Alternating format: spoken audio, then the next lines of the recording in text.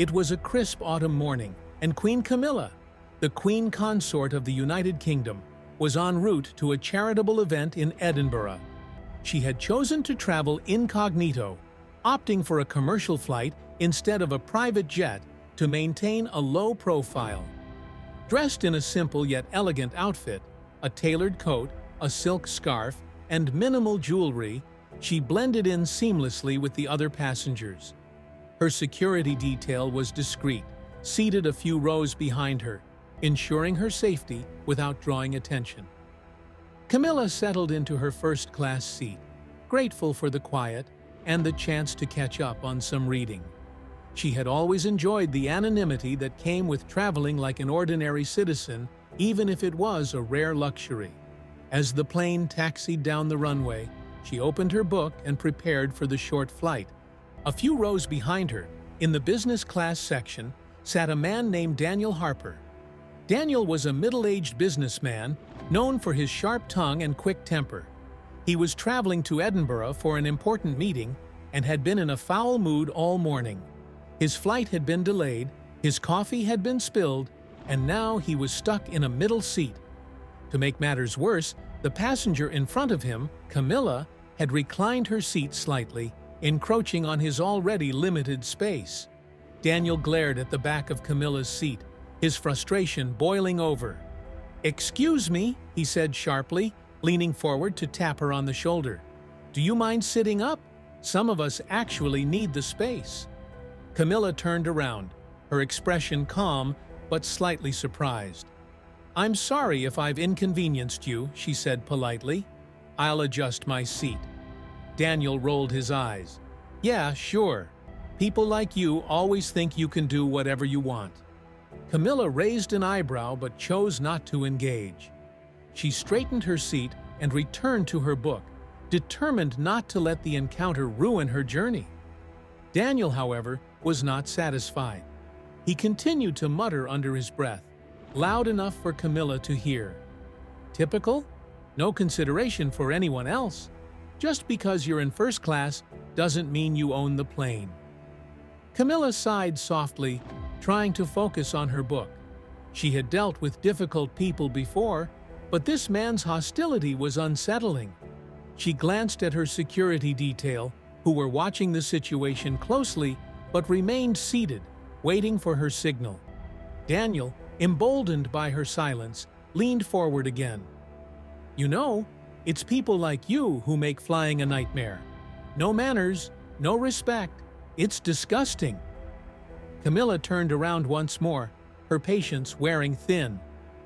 "Sir, I've already apologized and adjusted my seat. I'd appreciate it if you could refrain from making personal remarks." Daniel scoffed. "Oh, I'm sorry, Your Highness. Didn't realize I was in the presence of royalty." The sarcasm in his voice was unmistakable, and a few nearby passengers glanced over, sensing the tension. Camilla took a deep breath, reminding herself to remain composed. "I'm just trying to enjoy my flight, as I'm sure you are. Let's not make this unpleasant for everyone." Daniel opened his mouth to retort, but a flight attendant intervened. "Is everything all right here?" she asked, her tone professional but firm. "Everything's fine," Camilla said with a polite smile. "Just a minor misunderstanding." Daniel crossed his arms and leaned back in his seat, muttering, "Yeah, whatever." As the flight continued, Daniel couldn't shake his irritation. He stewed in his seat, convinced that the woman in front of him was the epitome of entitlement. But as the plane began its descent into Edinburgh, he overheard a conversation that made his blood run cold. A passenger seated near Camilla leaned over and said, "Ma'am, I just wanted to say how much I admire your work with the National Literacy Trust. My daughter loves to read, and your efforts have made such a difference." Camilla smiled warmly. "Thank you. Literacy is a cause very close to my heart. I'm so glad to hear your daughter is enjoying books." Daniel's eyes widened in shock. He turned to the passenger next to him and whispered, "Who is that woman?" The passenger gave him a puzzled look. "You don't recognize her? That's Queen Camilla." Daniel felt as though the floor had dropped out from under him. His face turned pale, and his stomach churned with guilt. He had just insulted the Queen Consort of the United Kingdom. As the plane touched down and the passengers began to disembark, Daniel knew he had to make things right. He waited nervously near the exit, his hands trembling. When Camilla approached, he stepped forward, his head bowed. "Your Majesty," he said, his voice shaking. I didn't realize who you were. I'm so sorry for my behavior. It was completely out of line."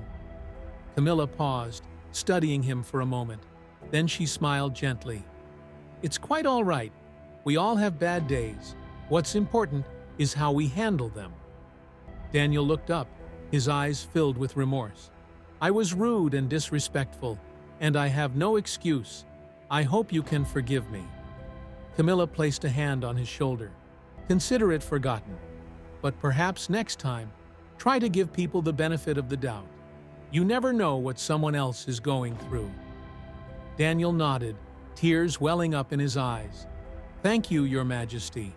I'll never forget your kindness."